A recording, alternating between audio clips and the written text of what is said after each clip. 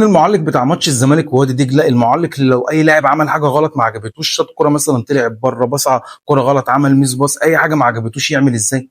بقى ده اسمه كلام؟ بقى ده اسمه كلام يا ونش؟ بقى ده اسمه كلام يا محمود يا حمدي؟ عارفين المعلق ده اهو؟ بقى ده اسمه كلام يا امام؟ ده انت اهلاوي من صغرك يا جدع.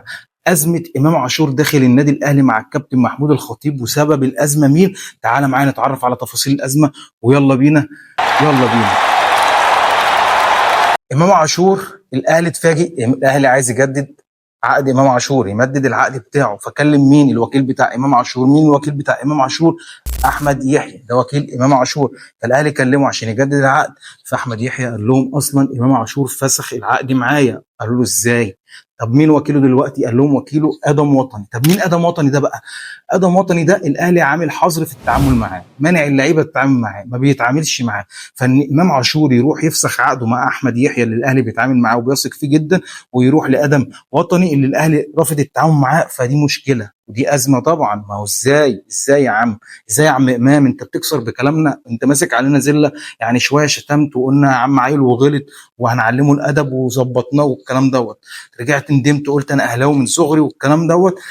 المهم ما علينا، تعالى بقى نتعرف ليه امام عاشور عمل كده ومين هو ادم وطني. الاول ادم وطني ده وكيل اعمال شاطر قوي، وكيل اعمال من اللي بيجيبوا عقود بفلوس كتير. يعني عندك مثلا ادم وطني ده اللي مطلع مصطفى محمد لنانت الفرنسي، واللي مطلع محمد عبد المنعم برضك الاحتراف بتاع محمد عبد المنعم في نيس، وعامل صفقات عالميه في الدوري السعودي. يعني جاب مثلا بنزيما، هو اللي جاب بنزيما، تخيل معايا، جاب بنزيما من ريال مدريد وموديه الهلال السعودي، الاتحاد السعودي اسف، تمام. وهو اللي جاب الكسندر لاكازيت من ليون ووداه فين بقى؟ مش وداه بقى نادي سعودي بقى في انديه القمه، انديه البطولات. يعني اقنع لاعب زي ده يروح نادي اسمه نيوم السعودي، نادي ما بينافسش على حاجه، نادي كبير قوي، يقعد في الايه، في اول 10 في الدوري السعودي، لو دخل مربع الذهبي يبقى عمل انجاز، انما ما بينافسش على بطولات ولا اي حاجه. فان هو يعمل الكلام ده كله، ده وكيل اعمال شاطر قوي. وبرضك هو اللي مطلع وسام ابو علي وجايب له العقد بتاع كولومبوس الامريكي. فالاهلي اصلا منع التعامل معاه، وامام عاشور راح يتعامل معاه. طب ليه؟ اقول لك بقى انا تفاصيل.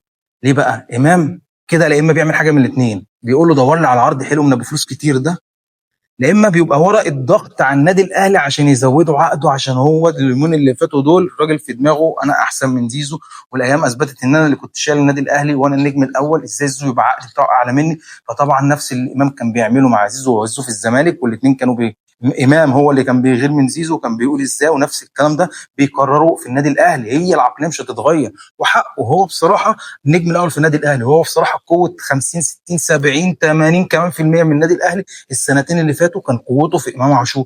وده بان لما امام عاشور غاب عن النادي الاهلي للاصابه، نتائج النادي الاهلي اتذبذبت، نتائج النادي الاهلي في اصابه امام عاشور، لعب حوالي 6 ماتشات ما كسبش غير ماتش وخسر ماتشين، فالدنيا مش متظبطه، وامام عاشور كركب الدنيا خالص.